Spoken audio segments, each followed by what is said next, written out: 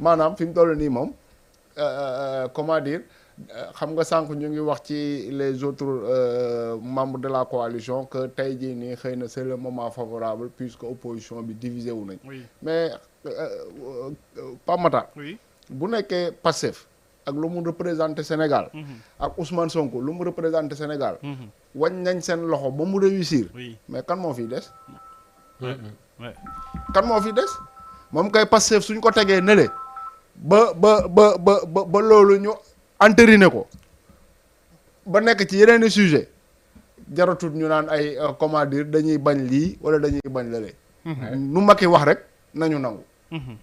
est-ce que waaw Serigne mi ngi may xamal que ni gendarmerie aussi dafa tere waa Yewwi Askan bi ñu amal li nga xamante ne mooy conférence de presse wala point de presse bu ñu bëggoon amal fële ci siège yu PRP. Georges Nesta sa téléphone bu arrêté sonné rek nga ñëw. siège PRP moom très souvent xamul lu tax mais gendarmerie yi fa la ñuy njëkkee. man dama xamoon nan la Déthié Fall di fay ay location sax vu que ni déjà moom amatul accès ci biir siège. waaw ñu barricadé ko. xam naa ni moom fay location bu moom dina doon lu doy waar. mais bon c'est pas grave xam nga moom mais man gis nga l'autre jour là bu ñu jàppee Sonko. c'était le vendredi. Le lendemain ñu waa partem bi dem ne dañuy réunion foofu. gendarmerie ñëw évacuer leen. tëj siège bi mu ne ñii moom c'est fini. c'est fini.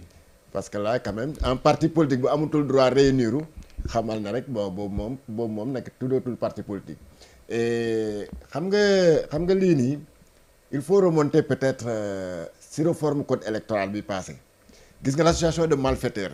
oui. boo xam ne sax boole nañ ko ci accusation Sonko yi association de malfaiteurs mooy lan mooy on a élargi le sens de du délit d'association de malfaiteurs. de telle sorte que mën nga ci dugal ay partis politiques. parce que association de malfaiteurs d'habitude moo lan mooy man ak Moustapha ak Wàcc ñu ànd dajji butiku jàmbur fële loolu mooy association de malfaiteurs. mais man à ma connaissance il a été mosuma dégg ñu un parti politique fii Sénégal ñu accuser ko d'association de malfaiteurs. donc forcément boo qualifié pour être logique dans les accusations mënoo ne dem lay accuser d'association de malfaiteurs le malfaiteur en chef étant bien entendu Ousmane Sonko moo dirigé parti boobu nga bàyyi parti boobu mu continuer di exister. donc il veut être logique avec lui-même le ministre de l'Intérieur mi nga xam ne nag moo yore parti politique yi.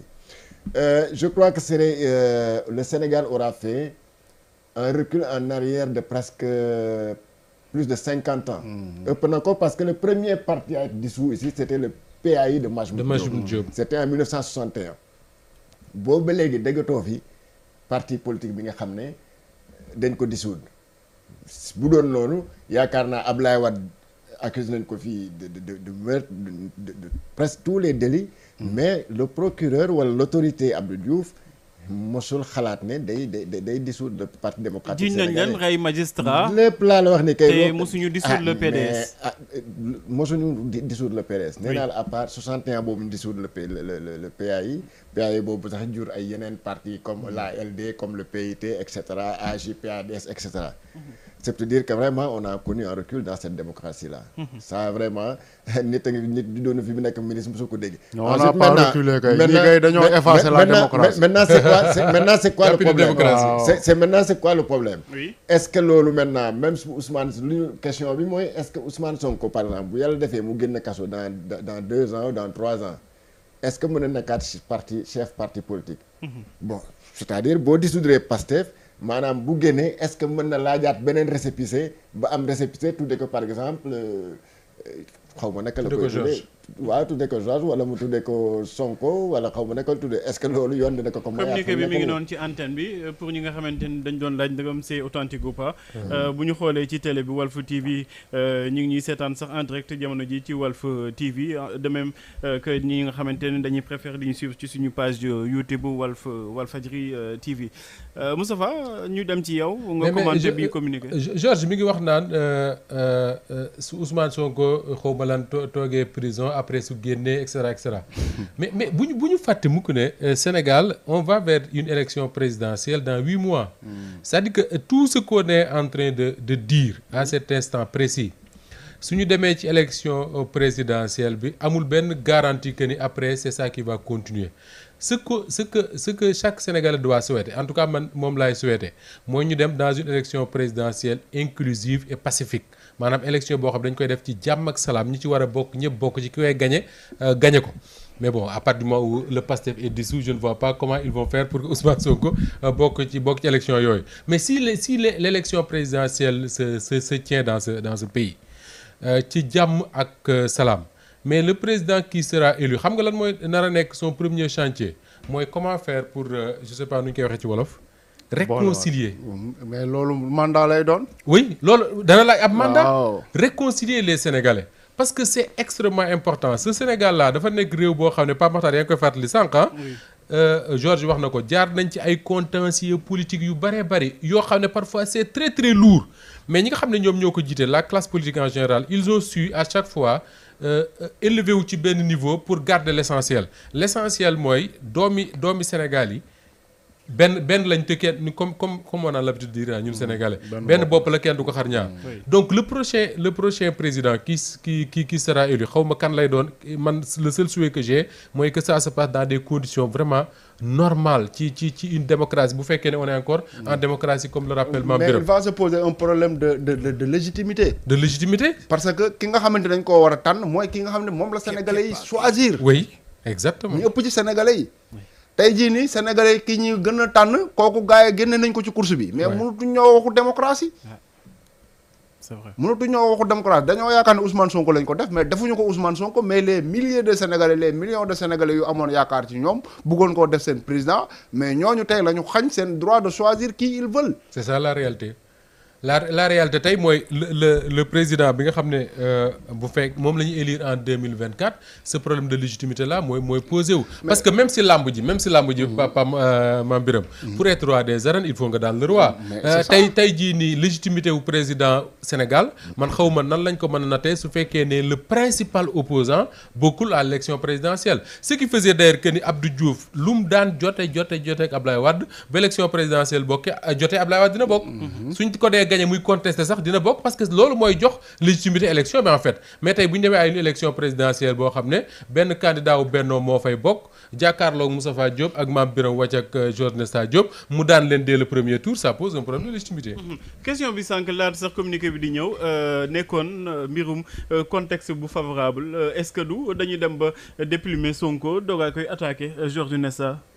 mais oui dañ ko effectivement loolu laa lay wax nii parce que nee naa la ku ñu bu nga nekk leader de parti politique pendant 55 jours mënoo génne sa kër ça veut dire que yow peut-être que daa nekk leader boo xam ne à travers ses sorties yu mu doon def ay live am yu mu koy def sur sa page Facebook bu continuer à communiquer avec ses militants te militants aussi découragé ñu woon mais je crois que am na beaucoup de leaders beaucoup de partis politiques yoo xam ne ku leen ko defoon seen leader mais gars yi découragé gis nañ fi PDS bu ñu tëj presque le parti était en léthargie il a fallu peut-être que loi bu bees bi ñëw pour que gars yi comme continuer jàppaat espoir mais maintenant moo tax ma ne leen bon ça doit être le combat de la classe politique sénégalaise parce que li dal Ousmane Sonko mën na dal n'importe quel autre leader wala n'importe quel parti politique suba par exemple bu ko neexee bu neexoon par exemple état tey mu bari mu nekk voilà toi yow yaa ngi commencé di drainer du monde il faut génn mbooloo mi topp la mën na ko wax en Déthié Fall nekk dootoo génne sa kër parce que Ousmane Sonko kenn notifié ko woon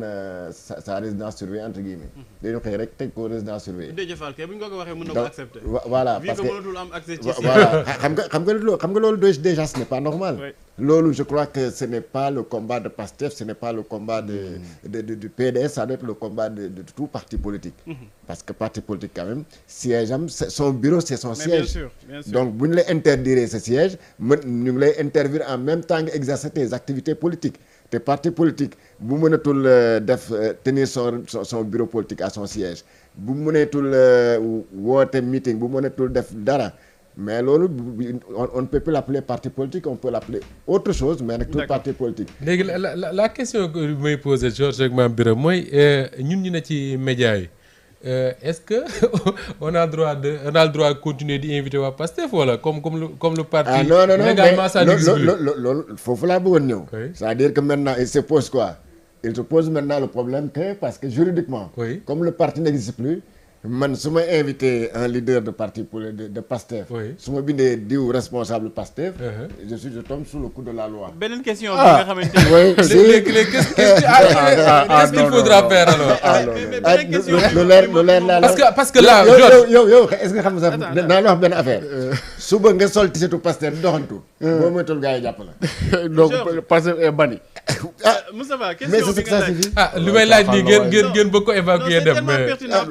Le droit d'association est consacré par la Constitution. Oui, Mohamed laate na aussi beneen mbir boo xamante ne peut-être mérité na réflexion. Oui. mooy lan finalité wu député yi Pastef yi. Oui, exactement. ak maire yeeg Non mais élus yi. attendez, Mais ils ont été élus sur les listes de Yewwi Askan Wi. Pape Matar, d'accord, il ne faut pas d'accord. que ñu jàpp décision bi pour lu am. Oui. Sénégalais yi waa Pastef yi du ñu nangu lii nii ñu bëgg leen a teg te teguñu ko ci yoon ñu nangu ñu accepté ko.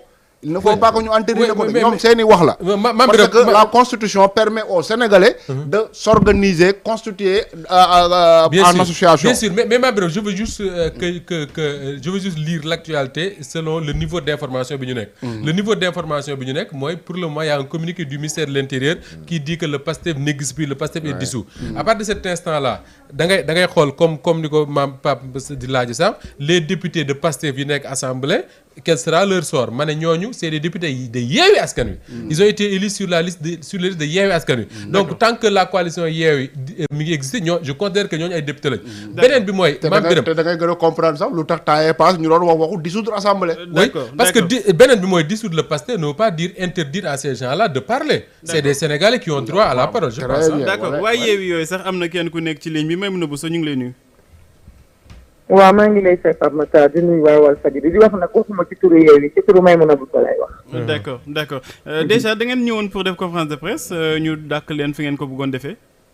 waaw ñu tere ni ko ci siège du détenu du parti politique boo xam ne constitution moo ko may